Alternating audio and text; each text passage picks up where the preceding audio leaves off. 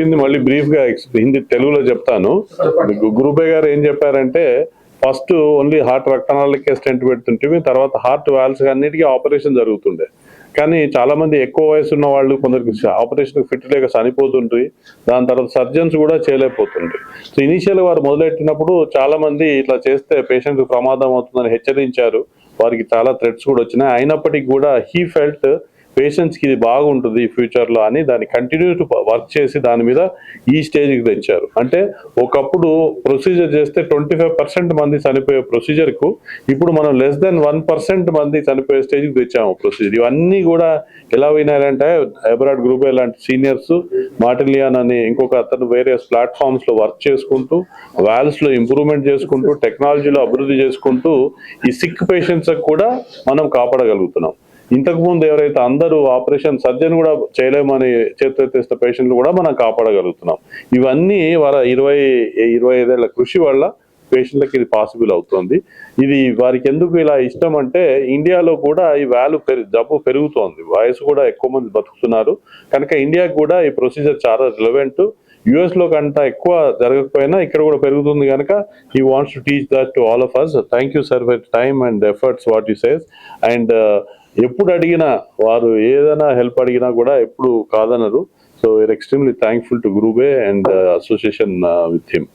Sir ఫరంక్ sir ఏం చెప్పారంటే ఇండియాలో ఈ ఏజ్ ఎక్కువైనా కొద్దీ ఆర్టరీలో బ్లాక్స్ వచ్చినప్పుడు కాల్షియం బాగా జమ అయిపోయి ఇంతకుముందు గట్టి పడిపోవడం వల్ల ప్రొసీజర్లు అన్ని ఈజీగా జరగకపోతుండే. ఇప్పుడు దాని కాల్షియం కట్టింగ్ కు ఐవీఎల్ అని, షాక్ వేవ్ లిథోట్రిప్సీ అని, వేరే కట్టింగ్ బలూన్స్ అని వేరే రకాలు వచ్చినాయి. దాని లోపల సన్నటి క్యాథెటర్ వేసి ఇమేజ్ చేసి చూసి ఆ కాల్షియం ఎట్లా ఉంది, దానికి ఏ విధంగా స్టెంట్ అమర్చాలా అనే పద్ధతులన్నీ నేర్చినాం. మెయిన్ రక్తనాళాల్లో బ్లాక్ ఉన్నా, మల్టిపుల్ దాంట్లో బ్లాక్ ఉన్నా, ఆపరేషన్ ఫిట్ లేకున్నా వాళ్ళందరినీ కూడా మనం కాపాడగలుగుతున్నాం. ఇంకా ఏంటంటే ఈ మధ్య డ్రగ్ బలూన్లు అని కొత్తగా వచ్చినాయి. సన్న వెసల్స్ ఎక్కడైతే స్టెంట్ పెట్టరాని చోట కూడా ఆ స్పెషల్ బలూన్లు వాడి పేషెంట్లు కాపాడగలుగుతున్నాం ఇది చెప్పారు. తర్వాత సుశీల్ హైలైట్ చేశారంటే మన ఇండియాలో యంగ్ పీపుల్ కి ఎక్కువగా వస్తుంది జబ్బు. హార్ట్ అటాక్లు వెస్టర్న్ లో వారు చెప్పింది ఏంటంటే 40 ఏళ్ళ తక్కువ పడిన వాళ్ళు యుఎస్ లో తక్కువగా చేస్తుంటే ఇక్కడ ఇండియాలో చాలా మందికి 1/3 పాపులేషన్ కూడా 40-45 ఇయర్స్ ఏజ్ ఉంటారు కనుక మనం అందరం కూడా ప్రివెంటివ్ మెషర్స్ అనేది డాక్టర్ రమేష్ గారిని చెప్పమంటారు. తర్వాత ఎక్కువ ముందు నుంచే చేస్తే మన జబ్బు రాకుండా కాపాడుకోగలుగుతాం.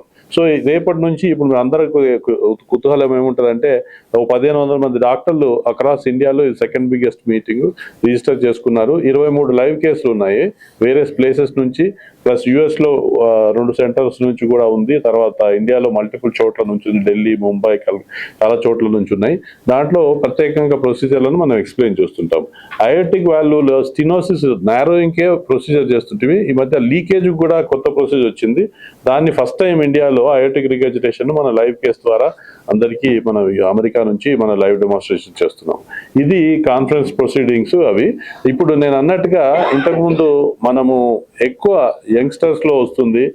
రమేష్ దగ్గుపాటి గారు కూడా ఫార్చునేట్ టు హ్యావ్ హిమ్. ఆయన ఇండియన్ ప్లస్ అగైన్ యుఎస్ లో కూడా మంచి ప్రఖ్యాత ఇన్స్టిట్యూట్ కి హెడ్డింగ్ చేస్తున్నారు. చాలా సార్లు వాళ్ళు ఏ మీటింగ్ ఉన్నా ఇక్కడ పేషెంట్స్ హెల్ప్ కావాలని వచ్చి చేస్తుంటారు. వారి అనుభవాలు ఇండియా యంగ్ పేషెంట్స్ కి ఎందుకు వాళ్ళు వస్తుంది, దానికి ఏ విధంగా చేస్తే మనకు బాగుంటుంది అనేది ప్రెస్ మీడియా ద్వారా చెప్పడం అవసరం కనుక వారిని దాని గురించి వివరించమని చెప్పాను రిక్వెస్ట్ చేస్తాను.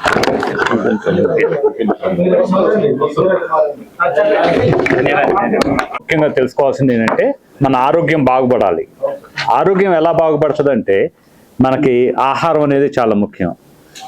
ప్రతి ఒక్కళ్ళు మంచి ఆహారం తీసుకోవాలి, కొలెస్ట్రాల్ అనేది తగ్గించుకోవాలి, ఎక్సర్సైజ్ అనేది చేస్తూ ఉంటే రెగ్యులర్గా అది ముఖ్యంగా మనకు హార్ట్ అటాక్స్ చాలా తక్కువగా వస్తాయి. ఈ కొలెస్ట్రాల్ ఎక్కువ అయ్యే కొద్దీ రక్తనాళాల్లో కొలెస్ట్రాల్ కూడుకుపోవటం, తర్వాత కాల్షియం అవుతుంది అనమాట. అదే అందుకని అవన్నీ చాలా ఇబ్బందులు తీసుకొస్తాయి. అవన్నీ తగ్గించుకోవాలంటే కొంచెం ఆహారం జాగ్రత్తగా ఉండాలి. చిన్నపిల్లల్లో హార్ట్ అటాక్లు ఎక్కువ మంది చూస్తున్నాము. 20-25 సంవత్సరాల పిల్లలు కూడా హార్ట్ అటాక్లు వచ్చి చచ్చిపోతున్నారు. ఎక్సర్సైజ్ చేస్తా ఇప్పుడు అలవాటు లేకుండా సడన్గా వెళ్ళిపోయి ఎక్సర్సైజ్ చేస్తున్నారు, వాళ్ళకు కూడా హార్ట్ అటాక్లు వస్తున్నాయి. అదే నిదానంగా నడవటం మొదలుపెట్టి తర్వాత పరిగెత్తటం, గ్రాడ్యువల్గా వెయిట్ లిఫ్ట్స్ అయి చేసుకుంటాం మంచిదే. అందుకని జాగ్రత్తగా ఉండాలి ఎవరైనా, అది ఒకటి ముఖ్యంగా ఉండాలి. ఇంకోటి ఏంటంటేనండి మనకి ఈ కవటంలో కూడా కాల్షియం అనేది డిపాజిట్ అవుతుంది ఎక్కువగా. పెద్ద అయ్యే కొద్దీ. అప్పుడు ఈ కవటాలు సరిగ్గా తెరుచుకోకపోవటం, దాన్ని అయోటిక్ సినోసిస్ అంటాము. అది కూడా దాన్ని ఇందాక క్యాథెటర్ ద్వారా కవటం మార్పిడి అనేది చేయొచ్చు. ఈ రెండు ముఖ్యంగా మనం ఈ మధ్యన ఎక్కువగా చూస్తున్నాం ఇండియాలో కూడా, మిగతా కంట్రీస్ అందరూ. ఈ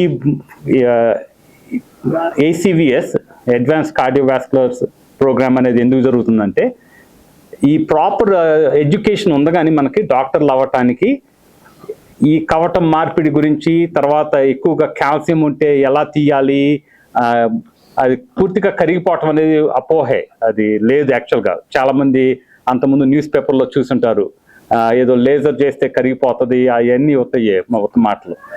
ఎలా కరుగుతుంది అంటే కొంచెం కాల్షియం తగ్గించుకుంటే మందుల ద్వారా అవ్వచ్చు. ఒకవేళ వాళ్ళకి హార్ట్ అటాక్ వస్తే ఎలా వాళ్ళని బతికించాలనేది కూడా ఈ మీటింగ్ ద్వారా చిన్నపిల్లలకి నేర్పిస్తున్నాం అన్నమాట.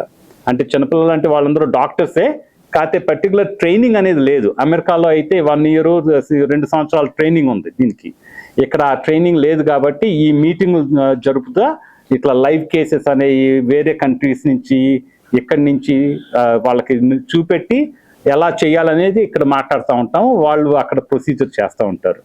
అది నేర్చుకుంటే మనందరికి, ఎందుకంటే పేషెంట్లు మనందరం ఎప్పుడొకప్పుడు పేషెంట్లు అవుతాం. మనం ట్రీట్ చేయాలంటే వాళ్ళ డాక్టర్స్కి వాళ్ళని బాగా ఎడ్యుకేట్ చేయాలి. అది మన డ్యూటీ, మన రెస్పాన్సిబిలిటీ. అందుకని ఈ మీటింగ్ పెడుతున్నామండి. అందుకని అందరూ చాలామంది డాక్టర్ శ్రీనివాస్ కుమార్ గారు చెప్పినట్టు 1500 మంది రిజిస్టర్ అయ్యారు. పెద్ద మీటింగ్. చాలామంది ఇప్పుడు బాగా రూమ్ అంతా ఫుల్ అయిపోయి ఉంది, అందరూ నేర్చుకుంటున్నారు. సో మనందరూ మన బాధ్యత ఏంటి? ఈ మీరు మీడియా అనేవాళ్ళు మీరే యాక్చువల్గా న్యూస్ సరిగ్గా వెళ్ళాలి, జనం తెలుసుకోవాలి. ఏంటంటే ఆహారం అనేది ముఖ్యం, ఎక్సర్సైజ్ అనేది చాలా ముఖ్యం. డయాబెటీస్, షుగర్ ఎక్కువ మనకి ఇండియాలో 50%. అంటే మనం 1.5 బిలియన్ పీపుల్ ఉంటే దాంట్లో 50% వాళ్ళకి డయాబెటీస్ ఉంది.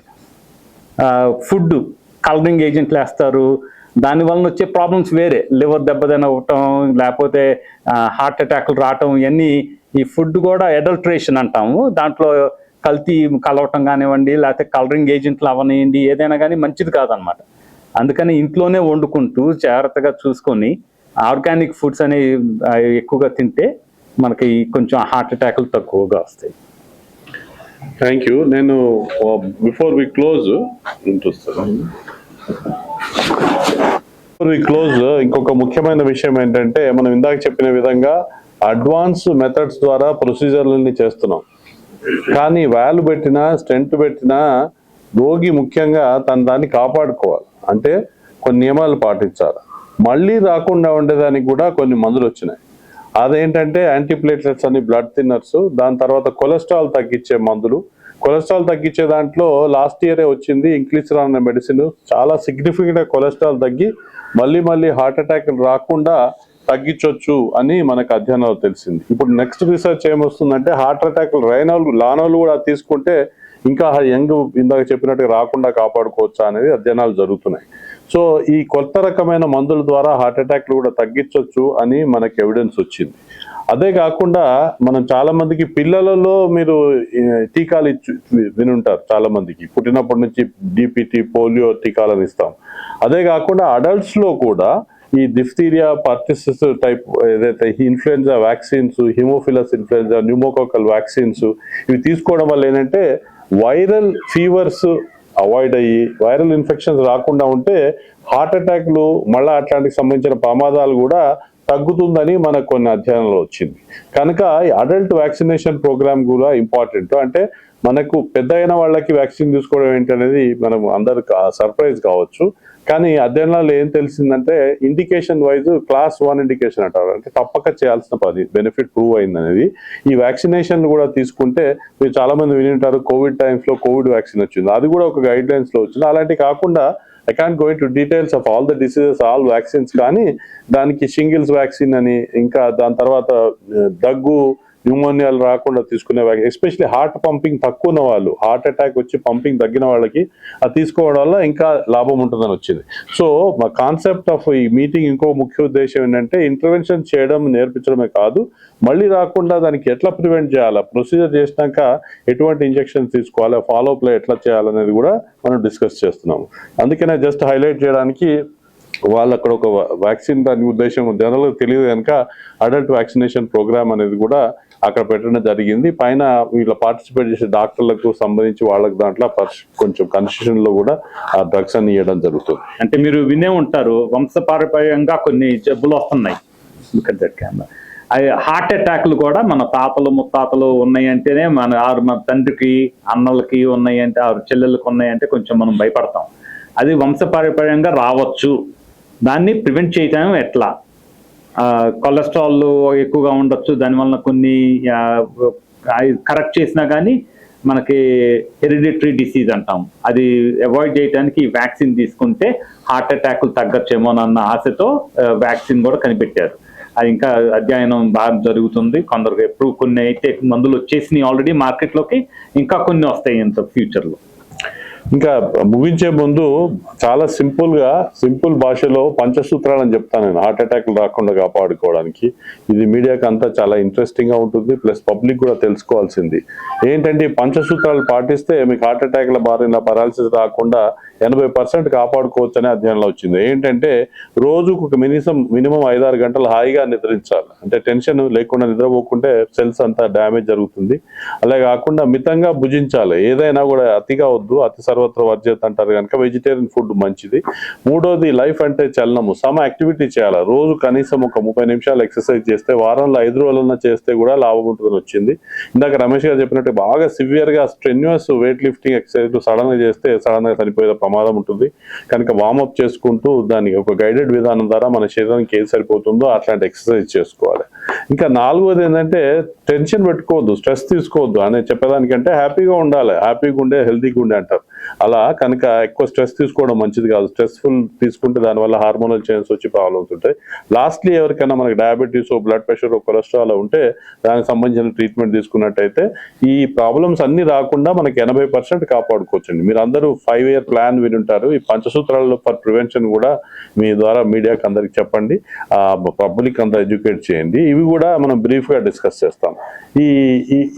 ఇవే కాకుండా మీరు ఇంకేమైనా డౌట్స్ ఉంటే అడగండి. Sushil, you want to say anything finally before we close? So just for you, you talked about 5 principles and ఇలాంటి ఇంటర్కాంట్ సర్జరీలో AI బాగా వచ్చింది కదా, సో AI ఈ సర్జరీలో మీకు ఐడెంటిఫికేషన్ చాలా మంచి ప్రశ్న అండి. వాటికి మీకు ఎంతవరకు హెల్ప్ అవుతుంది? అదే ఇప్పుడు AI అంటే లక్కీగా డాక్టర్ లేకుండా ట్రీట్మెంట్ చేసే విధానం అయితే లేదు, మా లైఫ్ టైమ్ లో రాదు. కాకపోతే మీరు చెప్తారా Sushil, your role of integration AI in coronary artery disease or AI in TAVR? He can tell. No, sir చెప్తారు ఇంగ్లీష్ లో. I mean, I think that we're at the beginning of AI. We don't know what exactly.